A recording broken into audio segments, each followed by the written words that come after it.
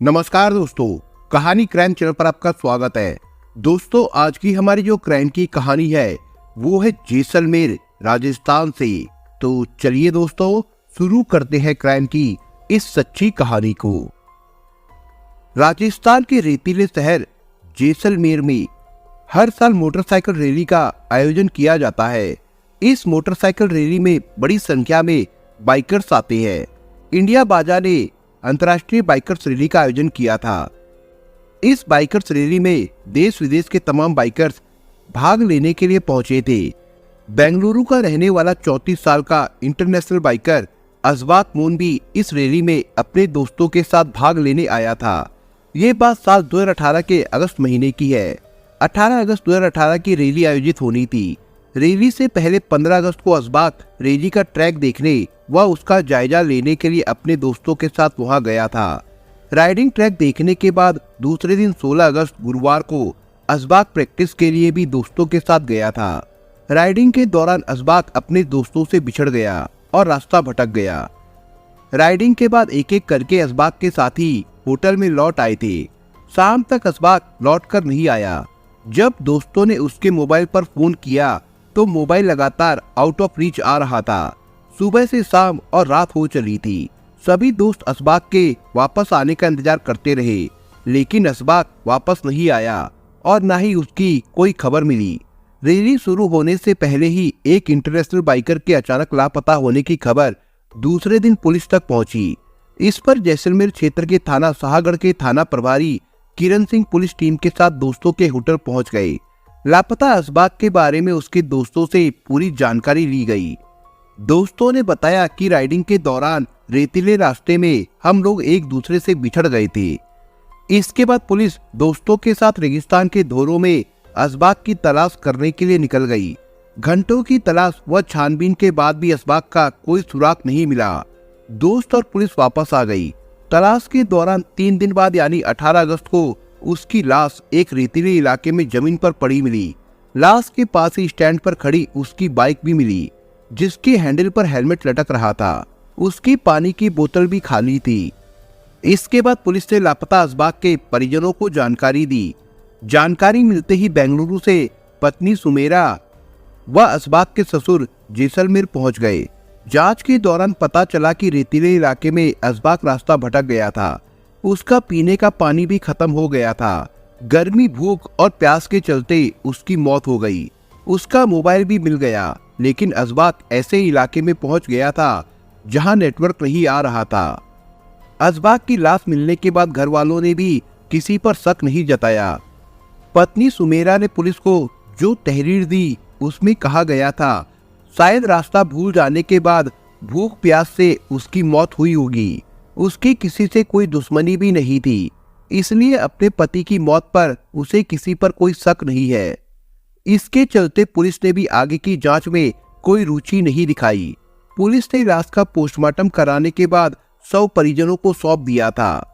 अजबाक की मौत को हादसा मानते हुए पुलिस इस मामले को हमेशा के लिए बंद करना चाहती थी। कानूनी प्रक्रिया में लगभग 3 साल लग गए थे। इस बीच पुलिस टीम भी बदल चुकी थी। 3 साल पुराने इस केस को बंद करने के लिए साल 2021 में आए नए एसपी डॉक्टर अजय सिंह के सामने क्लोजर रिपोर्ट के लिए इस केस की फाइल को रखा गया। क्लोजर रिपोर्ट पर दस्तखत करने से पहले एसपी साहब एक बार इस केस फाइल को पढ़ना चाहते थे।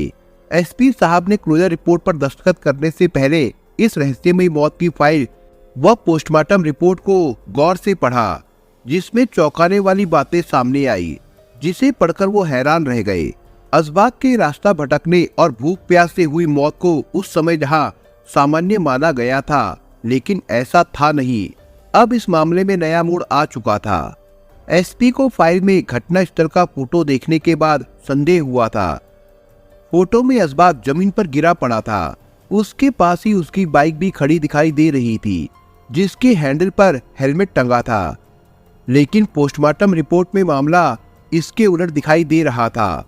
रिपोर्ट में अजबाक की मौत का कारण गर्दन की हड्डी टूटी होना बताया गया था। ऐसी हालत में उस व्यक्ति की तत्काल मौत हो जाती है या पैरालिसिस हो जाता है। यदि पहले चोट लगी होती तो कोई भी व्यक्ति खड़ा नहीं हो सकता है।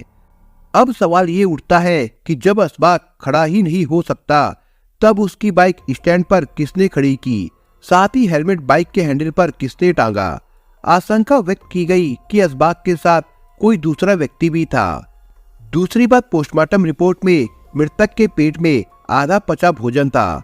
चिकित्सा विशेषज्ञों के अनुसार पेट में भोजन होने पर भूख से मौत हो नहीं सकती।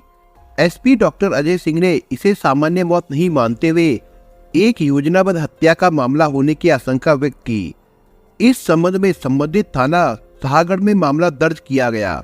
साथ ही डीएसपी भवानी सिंह को इस मामले की फिर से तफ्तीश करने का जिम्मा सौंपा गया। डीएसपी भवानी सिंह ने गहन जांच पड़ताल शुरू की। सबसे पहले उन्होंने मौका वारदात को फिर से देखने का फैसला किया। घटना स्थल राजस्थान के जैसलमेर जिले से 150 किलोमीटर दूर थाना शाहगढ़ के क्षेत्र में था। इस बीच उनकी टीम भी जांच कार्य में सहयोग के लिए जुट गई। घटना स्थल रेगिस्तान में था जहां असबाक की लाश मिली थी। वहां रेत के टीलों के अलावा बाइक व जमीन पर ऐसी कोई चीज नहीं थी जिससे दुर्घटना जैसी कोई बात नजर आ रही हो। असबाक के शरीर पर किसी प्रकार का कोई जख्म भी नहीं था। जांच में ये बात भी सामने आई कि असबाक के लापता होने के बाद उसके तीनों दोस्तों ने उसकी तलाश भी नहीं की थी। डीएसपी भवानी सिंह के अनुसार प्रैक्टिस के लिए असबाक के साथ उसके 5 दोस्त गए थे। इनमें 2 विदेशी दोस्त आरोन और बेंजी के अलावा बेंगलुरु के संजय व विश्वास तथा केरल का साबिक शामिल था। इस संबंध में पुलिस ने मृतक के परिजनों से संपर्क किया। मृतक के भाई अरशद और मां सुबेदा ने जो जानकारी दी वो चौंकाने वाली थी। उन्होंने बताया पति पत्नी के संबंध अच्छे नहीं थे। कुछ साल पहले असबाक की पत्नी सुमेरा ने किराए के गुंडों से असबाक की पिटाई भी कराई थी। उन्होंने पत्नी पर असबाक की हत्या कराने का आरोप लगाया। इस जानकारी के बाद पुलिस ने इस मामले में सुमेरा व असबाक के दोस्तों को अपने बयान दर्ज कराने के लिए नोटिस भेजा। नोटिस के बावजूद सुमेरा व पति के दोस्त जैसलमेर नहीं आए। इस बीच पुलिस ने तीनों दोस्तों के साथ ही पत्नी सुमेरा के मोबाइल नंबरों की कॉल डिटेल निकलवाई। जांच में उन्हें अनेक साक्ष्य मिले। इसके बाद जैसलमेर पुलिस बेंगलुरु गई और असबाक के दोस्त विश्वास व संजय को हिरासत में लेकर जैसलमेर लौट आई। पूछताछ के बाद दोनों ने अपना जुर्म कबूल कर लिया। पुलिस ने धारा 302, 201, 120 बी के तहत रिपोर्ट दर्ज कर दोनों आरोपियों को न्यायालय में पेश किया, जहां से उन्हें जेल भेज दिया गया था। इस संबंध में जो दिलचस्प व हैरान कर देने वाली कहानी दोस्तों ने बताई वो कुछ इस प्रकार से निकली। असबाक मूल रूप से केरल के कुन्नूर जिले का रहने वाला था। वो बेंगलुरु में एक निजी कंपनी में काम करता था। असबाक बेंगलुरु के आरटी नगर में रहता था। बेंगलुरु से पहले वो दुबई में काम करता था। वो एक अंतर्राष्ट्रीय बाइक राइडर भी था। असबाक की अपनी पत्नी सुमेरा से नहीं बनती थी। सुमेरा का नीरज नाम के एक युवक से अफेयर चल रहा था। उसकी अपने प्रेमी से मोबाइल पर लंबी लंबी बातें होती थी। सुमेरा अपने पति असबाक को पसंद नहीं करती थी। उसकी नजर करोड़पति बाइकर पति असबाक की दुबई और बेंगलुरु की प्रॉपर्टी पर थी। वो चाहती तो पति को तलाक दे सकती थी, लेकिन ऐसा करने पर उसके हाथ से प्रॉपर्टी निकल जाती। इसलिए सातिर पत्नी ने तलाक की जगह कत्ल को चुना। असबाक के दोस्त संजय व विश्वास भी बाइकर थे, जबकि अब्दुल साबिक वीडियोग्राफर था। सुमेरा ने इनके साथ षड्यंत्र रचकर असबाक की हत्या की योजना बनाई। इसके लिए उसने तीनों दोस्तों को असबाक की हत्या की सुपारी दी। असबाक की हत्या को बेंगलुरु से 2000 किलोमीटर दूर राजस्थान के जैसलमेर के सुनसान रेगिस्तान में अंजाम देने को चुना गया। योजना अनुसार दोस्तों ने असबाक से जैसलमेर में आयोजित इंडिया बाजा ऑफ रोड रैली में भाग लेने के लिए कहा। असबाक इसके लिए राजी हो गया। जैसलमेर में असबाक को उसके 2 विदेशी दोस्त भी मिल गए जो बाइक रैली में भाग लेने आए हुए थे। तीनों दोस्त असबाक को 16 अगस्त की सुबह साजिशन सुनसान रेगिस्तान इलाके में ले गए। षड्यंत्र के तहत तीनों ने राइडिंग के लिए 2 रूट ए और बी निर्धारित किए। योजना अनुसार विदेशियों को ए रूट पर जाने को कहा गया, जबकि असबाक और उसके तीनों दोस्त बी रूट पर प्रैक्टिस के लिए निकले थे। ऐसा इसलिए किया गया था ताकि वे असबाक की हत्या आसानी से कर सके। विदेशी दोस्तों को अलग रूट पर भेजकर वे असबाक के साथ दूसरे रूट पर निकल गए।